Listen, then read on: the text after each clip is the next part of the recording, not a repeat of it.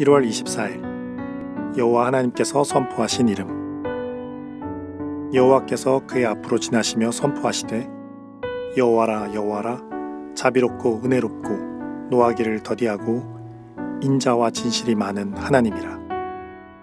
인자를 천대까지 베풀며 악과 과실과 죄를 용서하리라. 그러나 벌을 면제하지 아니하고 아버지의 악행을 자손 3대까지 보응하리라.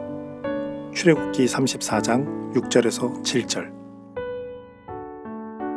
이 말씀은 주님의 영광을 보여달라는 모세의 요청에 따라 하나님께서 선포하신 그의 이름이다. 하나님께서는 그의 모든 선하심을 모세 앞에 지나가게 하고 그의 이름을 선포하시겠다고 약속하셨다. 하나님께서는 구름 가운데 임하셔서 그의 이름을 선포하심으로 이 약속을 지키셨다. 6절에서 7절은 여호와의 이름의 구체적인 내용이다.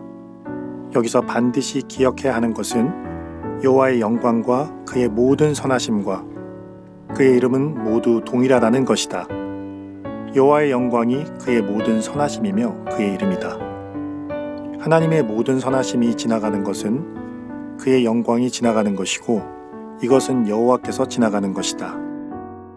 언약의 하나님 여호와께서 선포하신 그의 이름은 여호와 여호와 자비롭고 은혜롭고 노하기를 더디하며 인자와 진실이 많으신 하나님이다.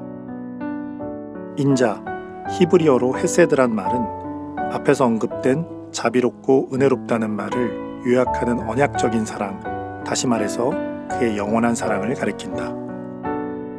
진실, 히브리어로 에메트는 하나님의 신실하심을 뜻한다.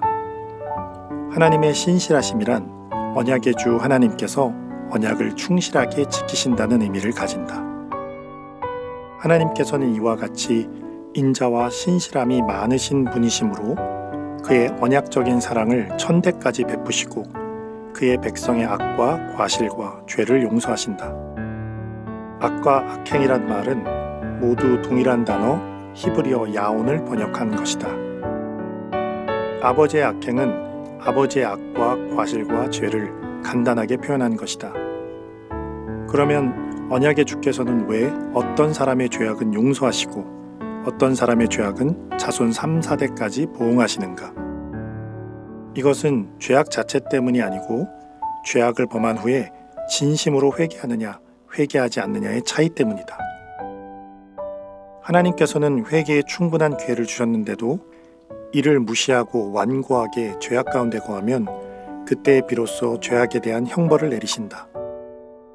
따라서 인자를 천대까지 베푸시는 하나님께서 아버지의 죄악은 3, 4대까지 보응하신다는 것은 하나님의 인자하심이 회개하지 않는 죄악에 대한 징벌에 비해서 엄청나게 큼을 보여준다.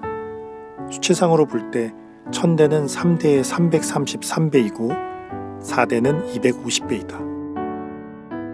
하나님께서는 징벌하시기 전에 회개하기를 기다리고 또 기다리는 분이시다.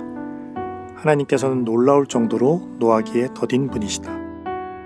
이와 같이 하나님께서는 그의 백성이 무서워서 죄에서 돌이켜 회개하기보다는 그의 무한한 인자하심과 사랑에 감격하여 기쁘게 회개하기를 원하신다. 사실 구약의 모든 기도는 자비롭고 은혜롭고 노하기를 더디하며 언약적인 사랑과 신실함이 충만하신 하나님의 이름에 대한 반응이다. 하나님께서 이와 같은 여호와이신 것을 아는 백성은 기도하지 않을 수 없다. 그래서 시편 기자는 하나님의 이름을 아는 자는 하나님께 기도할 것이라고 고백했다. 기도할 때 먼저 무섭고 두려운 하나님의 모습만을 떠올리는 사람은 분명히 그의 풍성한 인자하심과 신실하심을 제대로 맛보지 못한 사람일 것이다.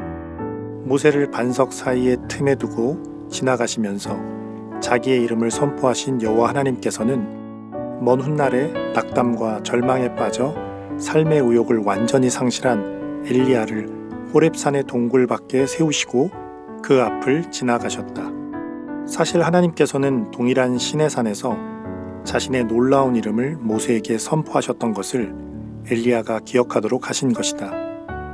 엘리야는 하나님께서 아합의 왕조를 당장에 심판하여 끝내기를 원했지만 그분은 자비롭고 은혜롭고 인자와 진실함이 많으시고 노하기를 더디하시며 인자를 천대까지 베풀고 악과 과실과 죄를 용서하시는 하나님이기 때문에 엘리야가 원하는 심판을 지금 당장 아합의 왕조에 내리지 않으셨던 것이다. 하나님께서는 바로 이 사실을 동일한 시내산에서 엘리야에게 깨우쳐 주셨다. 한마디 기도.